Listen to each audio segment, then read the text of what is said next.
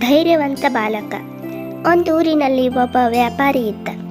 ಸದಾ ಅವನು ಊರಿಂದ ಊರಿಗೆ ತಿರುಗುತ್ತಾ ವ್ಯಾಪಾರ ಮಾಡುತ್ತಿದ್ದ. ಹೀಗಾಗಿ ಅವನು ಮನೆಯಲ್ಲಿ ಹೆಚ್ಚಾಗಿ ಇರುತ್ತಿರಲಿಲ್ಲ. ಅವನ ಮಗ ಮತ್ತು ಹೆಂಡತಿ ಇಬ್ಬರೇ ಮನೆಯಲ್ಲಿ ಇರುತ್ತಿದ್ದರು. ಅವನ ಮಗನ ಹೆಸರು ಶಿವಪ್ಪ. ಅವನು 8 ವರ್ಷದ ತುಂಟ ಹುಡುಗ. ಯಾವಾಗಲೂ ಚೇಷ್ಟೆ ಮಾಡುತ್ತಾ ಓಡಾಡುತ್ತಿದ್ದನು. ಕೆಲವು ದಿನಗಳ ನಂತರ ವ್ಯಾಪಾರಿ ಹೆಂಡತಿಗೆ ಅನಾರೋಗ್ಯ ಕಾಡಿತು. ಅದರಿಂದ ಅವಳು ತೀರಿಕೊಂಡಳು. ವ್ಯಾಪಾರಿಯು ಬಹಳ ದುಃಖದಿಂದ ಬಳಲಿದನು. ಅವನಿಗೆ ಸಂಬಂಧಿಕರು ಯಾರೂ ಇರಲಿಲ್ಲ. ಆದರೆ ಜೀವನ ಸಾಗಿಸಲು ಅವನು ಊರಿಂದ ಊರಿಗೆ ವ್ಯಾಪಾರ ಮಾಡಲು ಹೋಗಲೇಬೇಕಿತ್ತು. ಹಾಗಾಗಿ ಶಿವಪ್ಪ ಒಬ್ಬಂಟಿಯಾಗಿ ಮನೆಯಲ್ಲಿ ಇರುತ್ತಿದ್ದ.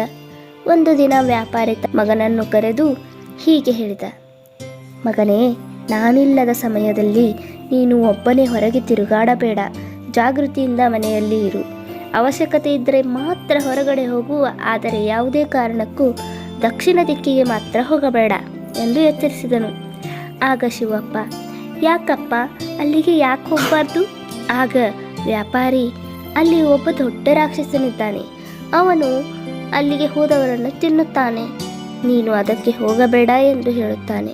ತಂದೆ ಹೋದ ನಂತರ ಅಲ್ಲಿ ಯಾರಿರಬಹುದು? ಆ ರಾಕ್ಷಸ ಹೇಗಿರಬಹುದು ಎಂದು ಯೋಚಿಸಿ ತಾನು ಹೋಗುವ ನಿರ್ಧಾರವನ್ನು ಮಾಡುತ್ತಾನೆ. ಹಾಗಾಗಿ ಅವನು ದಕ್ಷಿಣ ದಿಕ್ಕಿನ ಕಡೆ ಹೋಗುತ್ತಾನೆ. ಹೋಗುತ್ತಾ ಅಲ್ಲಿ ಅವನಿಗೆ ದೂರದಲ್ಲಿ ಒಬ್ಬ ರಾಕ್ಷಸ ಕಾಣುತ್ತಾನೆ. ಮತ್ತೆ ಅವನು ಧೈರ್ಯ ಮಾಡಿ ಅವನ ಮುಂದೆ ಹೋಗಿ ನಿಲ್ಲುತ್ತಾನೆ. ನೀನಾ ರಾಕ್ಷಸ, ಎಲ್ಲರನ್ನು ತಿನ್ನುತ್ತೀಯಾ ಎಂದು ಕೇಳುತ್ತಾನೆ. ಅದಕ್ಕೆ ರಾಕ್ಷಸ ಆಶ್ಚರ್ಯವಾಗಿ, ನೀನು ಒಬ್ಬ ಪುಟ್ಟ ಬಾಲಕ ನನ್ನ ಮುಂದೆ ನಿಂತು ಮಾತನಾಡುತ್ತಿರುವೆಯಾ ಎಂದು ಕೋಪದಿಂದ ಕೇಳುತ್ತಾನೆ. ಆಗ, ನೀನು ರಾಕ್ಷಸನಿರಬಹುದು, ಆದರೆ ಎಲ್ಲರನ್ನು ತಿನ್ನುವುದು ತಪ್ಪು ಎಂದು ಹೇಳುತ್ತಾನೆ. ಆಗ ರಾಕ್ಷಸ, ನಿನಗೆಷ್ಟು ಧೈರ್ಯ, ಇರು, ನಿನ್ನನ್ನು ಹೀಗೆ ತಿಂದು ಹಾಕುವೆ ಎನ್ನುತ್ತದೆ. ಆಗ ಶಿವಪ್ಪ, ಸರಿ, ಆದರೆ ನಮ್ಮ ತಂದೆ ಹೇಳ್ತಿದ್ದರು, ಎಷ್ಟು ಕ್ರೂರಿ ರಾಕ್ಷಸನಾದರೂ ಅವರು ನಮ್ಮ ಕೊನೆಯ ಆಸೆಯನ್ನು ಕೇಳಬೇಕಲ್ಲವೇ ಎಂದು ಕೇಳಿದಾಗ, ಸರಿ, ನಿನ್ನ ತಿನ್ನುವುದಕ್ಕೆ ಮುಂಚೆ ನಿನ್ನ ಕೊನೆಯ ಆಸೆಯನ್ನು ಈಡೇರಿಸುವೆ, ಏನು ಹೇಳು ಎಂದಾಗ ಶಿವಪ್ಪ, ಇದು ನನ್ನ ಕೈಯಲ್ಲಿ ಅನ್ನ ಇದೆ. ಈ ಅನ್ನ ತುಂಬ ಶ್ರೇಷ್ಠವಾದದ್ದು. ಇದನ್ನು ನೀನು ತಿನ್ನು ಎಂದು ತನ್ನ ಜೇಬಿನಿಂದ ಸ್ವಲ್ಪ ಅನ್ನವನ್ನು ತೆಗೆದುಕೊಡುತ್ತಾನೆ.